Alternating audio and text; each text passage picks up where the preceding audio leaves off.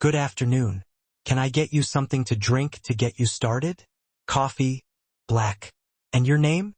Amara. I'm Minji. Who did this to you, Amara? The first bruise had spread out like a dark purple flower beneath her eye. Amara had carefully traced its sensitive edges in the bathroom mirror, wincing in pain. It had been 3 days since her boyfriend, Ji-hun, had lost his temper. 3 days of wearing cheap, heavy concealer that never quite hid the evidence of his violence. 3 days of coming up with excuses about being clumsy. 3 days of avoiding the pitying, worried glances of her coworkers. Just a few more months, she had whispered to her reflection in the mirror. A few more months of working double shifts, of sleeping on a lumpy mattress in a tiny, drafty studio apartment. A few more months of saving every single penny, and then she would finally have enough money to leave, to disappear completely, to start over somewhere he could never find her. Mercer Street Diner had been her place of employment for almost 2 years now. It wasn't much, just a 24-hour establishment with sticky tables, but the tips were decent, and her manager, a kind, elderly woman named Donna, didn't pry or ask too many questions when she needed extra shifts, or when she showed up with the ghosts of Ji-hun's anger clearly visible on her skin. The question from the stranger in the booth caught her completely off guard. Most people pretended not to notice the bruise, or if they did see it, they certainly didn't ask about it so directly. Heat rushed to her cheeks, and she took an instinctive step backward, away from him. I fell, she said automatically. The lie she had rehearsed countless times, easily falling from her lips as if she were reading from a script. His dark eyes hardened with suspicion. Don't lie to me, he said softly, but with a dangerous edge to his voice. It's insulting to both of us. Her throat tightened with a mix of fear and indignation. I don't see how it's any of your business, she replied, struggling to keep her voice from trembling. Instead of becoming angry at her response, he seemed almost pleased, the corner of his mouth twitching upward slightly in a smile. Sit, he said, gesturing to the seat across from him. It wasn't a request, it was a command. The single word carried such an undeniable weight of authority that she found herself sliding into the booth before she could fully process why she was obeying a stranger. How long have you worked here? He asked, his eyes never leaving hers, boring into her soul. 2 years, she answered cautiously, warily. And how long has he been hitting you? She stiffened, her hands clenching into tight fists beneath the table, knuckles turning white. I told you I fell. He leaned forward, and the movement caused his scent to drift toward her. Sandalwood and something darker, more primal, more animalistic. You work hard, he observed, completely ignoring her denial. Double shifts, I imagine, saving for something important. The accuracy of his assessment sent a chill right through her. How could he possibly know that? An escape plan, perhaps, he continued, his voice dropping to a near whisper, from whoever gave you that bruise. Please, she said, her voice barely audible, like the gentle rustle of leaves in the wind. I could lose my job. Something softened in his gaze. He reached inside his expensive jacket and withdrew a sleek black leather wallet. For a wild moment, she thought he was going to offer her money, and she braced herself to be insulted. Instead, he placed a simple white business card on the table. It contained only a phone number, embossed in stark black ink. When you decide to stop lying to yourself, Amara, he said, sliding the card across the table toward her, call this number. Before she could respond, he stood in one fluid, graceful motion. He placed a $100 bill beside his barely touched coffee. For your trouble, he said, then paused, his eyes once again lingering on her bruise. Everyone deserves to feel safe, Amara. Remember that. And then he was gone, his silent companion following closely behind him, leaving only the lingering scent of his cologne and the white card that seemed to burn against the cheap laminate tabletop. The rest of her shift passed in a haze, each minute feeling like an hour. By the time she left the diner, the rain had stopped, leaving the city streets glistening like a freshly polished mirror. She was so distracted by everything that had happened that she didn't notice the figure leaning against the building across from the diner until she was halfway down the block. Her heart stuttered in her chest as she immediately recognized Ji-hun's large, menacing frame. He pushed himself away from the wall and started toward her, his face twisted with anger. "Where the hell have you been?" he demanded, grabbing her arm roughly. "I've been calling you all day long." "Working," she said, trying to pull her arm away from his grasp. "My phone died." His eyes narrowed with suspicion, and his gaze dropped to her pocket, where the edge of the white business card was just barely visible. Before she could stop him, he snatched it out of her pocket. "What's this?" he asked, his face darkening with rage. "Whose number is this? Amara? Are you cheating on me?" "No," she protested, reaching for the card, trying to get it back. "It's just a customer." She never finished the sentence. His open palm connected with her cheek with enough force to make her stumble backward. The impact was a sickeningly familiar explosion of pain. "Lying bitch," he spat, tearing the card into tiny pieces and letting them scatter in the damp breeze. "You think I don't know when you're lying to me?" She backed away from him, tears blurring her vision. "I'm sorry," she whispered, the words automatic, completely meaningless, like a broken record. He grabbed her arm again, pulling her roughly toward him. "You're coming home with me tonight," he growled, his voice a low threat. "I'm not letting you out of my sight again." Terror gripped her heart, squeezing the breath from her lungs. The last time she had gone back to his apartment when he was this angry, she had ended up with cracked ribs. She couldn't go back there, not tonight, not ever again. In that moment, something inside her, the part of her that had been slowly, quietly dying, finally snapped. Perhaps it was Minji's words echoing in her head. Everyone deserves to feel safe. Or perhaps it was simply that she had finally reached her breaking point. She planted her feet firmly on the wet sidewalk, refusing to move. "No," she said, the single syllable filled with every ounce of courage she could muster. He turned, his expression of disbelief quickly morphing into uncontrollable rage. "What did you just say to me?" "I said no," she repeated, her voice stronger now, no longer trembling. "I'm not going with you." His hand balled into a fist, and she braced herself for the inevitable blow. But before he could swing, a sleek black car with tinted windows pulled up silently beside them, its engine purring softly like a sleeping cat. The back door opened. "Amara," Minji's voice called from inside the car. "Get in." She didn't hesitate for even a second. She wrenched her arm from Ji-hun's slackened grip and dove into the car. The door closed with a solid thunk that felt like the period at the end of a long and painful chapter in her life. The last thing she saw as the car pulled away was Ji-hun's face, contorted with rage and confusion, growing smaller and smaller in the distance. Inside the car, the rich scent of leather and sandalwood enveloped her, creating a sense of warmth and safety. Minji sat opposite her, watching her with those intense, unreadable eyes. "How did you find me?" she asked, her voice still shaking slightly. "I never lost you," he replied simply, his gaze unwavering. She should have been frightened, she realized. She had just escaped one dangerous man only to place herself willingly in the hands of another. But as the adrenaline began to fade away, all she felt was an overwhelming sense of relief washing over her. "Who are you?" she whispered, her voice barely audible above the soft hum of the car's engine. He studied her for a long moment, his expression thoughtful. "Someone who doesn't tolerate men who hit women," he said finally, his voice firm and resolute. "Someone who can make sure he never touches you again." The absolute certainty in his voice sent a shiver through her, a mix of half fear and half something else, something she wasn't quite ready to name or acknowledge.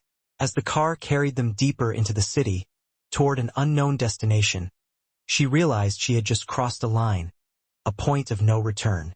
The car glided smoothly through the city streets, eventually pulling up to a towering building made of glass and steel that seemed to reach up and touch the night sky. "My home," Minji had said, placing a hand lightly on the small of her back as he guided her toward the entrance of the building. A doorman, impeccably dressed, bowed respectfully as they approached. The elevator required both a key card and a fingerprint scan to access the penthouse suite. The elevator doors opened directly into an expansive living area with floor-to-ceiling windows that showcased a breathtaking panoramic view of the entire city. "My personal physician will be here shortly," he had stated, not asked, making it clear that it wasn't up for discussion. The doctor, an elegant man with silver hair and a kind demeanor, had examined her face carefully and confirmed that nothing was broken. His touch gentle, his questions considerate. Throughout the entire examination, Minji had never left the room, his eyes tracking the doctor's every move with an intensity that bordered on possessiveness. When they were finally alone again, she had tried to leave. "I should go home," she had said, though the thought of returning to her tiny, depressing apartment filled her with dread and a sense of foreboding. "You'll stay here tonight," he had stated firmly, leading her toward the guest room. "You'll be safe here." He had shown her to a room that was larger than her entire apartment, with a king-sized bed draped in luxurious linens that probably cost more than she made in an entire month. There were clothes laid out in the dresser, the tags still attached, that fit her perfectly, as if they had been custom-made for her. "Why are you doing this?" she had asked, the question that had been burning in her mind ever since the diner. He had studied her for a long moment, his expression unreadable. "Get some rest, Amara," he said finally. "We'll talk more in the morning." That night, she had overheard his voice through the closed door, low and urgent, as he spoke on the phone in what sounded like Italian. "I want every door in this city broken down if necessary," he was saying, his voice laced with anger. "Find him tonight. This is personal now." He touched what's mine. The possessive declaration had sent a shiver down her spine, a strange mixture of thrill and warning. She had barely known this man, yet in his mind, she was already under his protection, under his claim. Morning arrived with golden light streaming through the windows. She found him in the spacious kitchen, sitting at a marble island, reading something on a tablet. A lavish breakfast spread that wouldn't have been out of place in a five-star hotel lay between them. "Your face looks worse," he observed, his expression hardening as he studied her bruise. "It always does the next day," she had said without thinking, and then immediately regretted it when she saw his jaw tighten with barely suppressed anger. He had asked her questions then about Ji-hun, about the police report she had once filed that had gone absolutely nowhere, disappearing into the bureaucratic system. And then a chime had sounded from his phone, his expression shifting to one of grim satisfaction. "Excuse me for a moment," he had said, stepping into an adjacent room to take the call. She had strained to hear his conversation. "You have him? Good. No police involved. Bring him to the warehouse. I want to handle this personally." Her blood had turned to ice in her veins. When he returned to the kitchen, his expression was composed once again, but there was a tightly coiled energy about him that reminded her of a predator, a lion about to pounce on its prey. "What are you going to do to him?" she had asked, her voice trembling with fear. He had studied her, tilting his head slightly to the side. "Do you care what happens to him? I don't want anyone hurt because of me." He had leaned forward, his gaze intense and unwavering. "Let me tell you something about men like your Ji-hun, Amara. They only understand one language, and that's the language of power. They prey on those they perceive as weak and vulnerable. They take and take until someone stronger than them finally steps in and stops them." His voice dropped even lower, becoming a dangerous rumble. "I am that someone." It was then that she had finally asked him who he really was. "My family has certain business interests in this city," he had said carefully, choosing his words with precision. "We ensure that agreements are honored, that debts are paid, that order is maintained in our own way." "You're a crime boss," she had whispered, the realization solidifying in her mind. He hadn't denied it. "I prefer to think of myself as a businessman with diverse interests and unique methods of conflict resolution." He had then given her his word, assuring her that by that afternoon, Ji-hun would never bother her again. The absolute certainty in his voice had chilled her to the bone. She had tried to leave, to tell him that she couldn't be involved in any of this, but he had stopped her. "You're already involved, Amara. The moment he laid his hands on you in my city, this became inevitable." "I'm not yours," she had whispered, backing away from him. He had moved closer, his presence overwhelming, filling the space around her. "I know enough," he had said softly, his voice a husky whisper. I know you're brave. I know you're a survivor. And I know that from the moment I saw you in that diner, I couldn't look away from you. The intensity of the moment had been broken by the sudden arrival of his mother, Sophia, an elegant and powerful woman with her son's sharp, piercing eyes.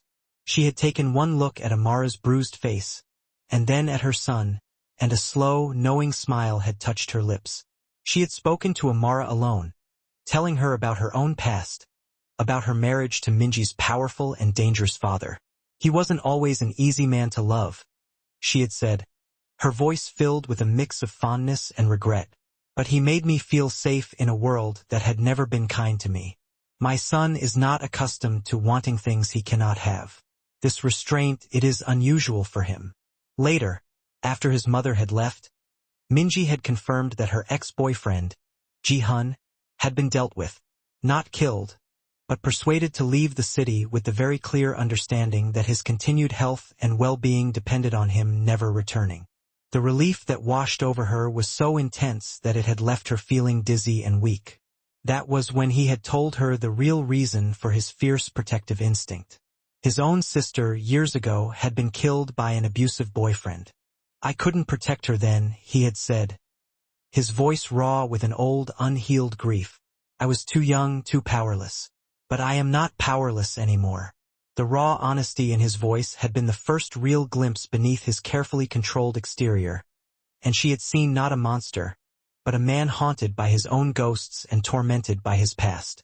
He had given her a choice. A new life anywhere in the world, completely funded by him, or a life with him, here in this city. If I stay, she had asked, her heart pounding in her chest. What does that mean for me? Then we explore what's between us, he had said, his gaze intense and searching. At whatever pace you set, his mother's words echoed in her mind. He is not accustomed to wanting things he cannot have. This patience, this restraint, was his greatest gift to her. Their first real date was on a stunning private yacht. The city skyline spread out before them like a glittering carpet of light. They talked for hours, him about a life of immense power and profound loneliness, and her about a life of quiet survival and forgotten dreams of one day becoming an artist. He had listened, truly listened, and at the end of the night had told her that dreams were not luxuries, but necessities, essential for the human spirit. The very next day, a fully equipped art studio was being installed in a sun-drenched corner of the penthouse. It was his way of saying, I see you. I see your dreams, and I will help you find them again. Their love story bloomed slowly, carefully, in the quiet, safe space he had created for her. It was a love built not on grand public declarations, but on small, intimate moments of connection, of understanding, and of shared vulnerability. The way he would bring her coffee in the morning, exactly the way she liked it. The way she would leave a small, simple drawing on his desk for him to find. The way they would sit for hours in comfortable silence, simply enjoying each other's presence. Two lonely souls who had finally found their anchor in each other. One evening, nearly 6 months after that fateful day in the diner, he led her to the rooftop garden of the penthouse. Dinner was set under the stars, a small orchestra playing softly in the background. 6 months, he said, pouring them both champagne. 6 months since you changed my life completely. I think you have that backward. She had laughed softly, her eyes sparkling with happiness. We changed each other, he countered, taking her hand in his. I was just existing before you, Amara. You made me live again. He had a gift for her, he said. Not a ring, as she had half expected, but a single golden key. Our future, he had replied, his eyes full of love and promise. A house on the coast, private and secure, with a studio overlooking the ocean. A place that can be just ours. Away from business. Away from the city.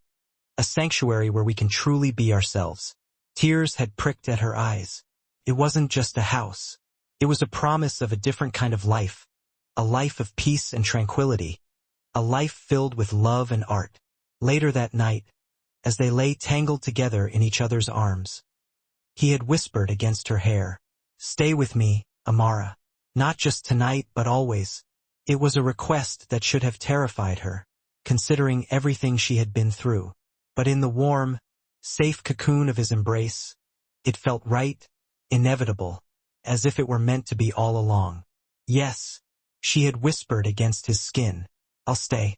It had been a whirlwind, a life she had never even imagined possible. From a waitress with a bruised face, constantly hiding from an abusive ex-boyfriend, to a woman who now moved confidently through a world of power and danger, protected by the most feared and respected man in the entire city.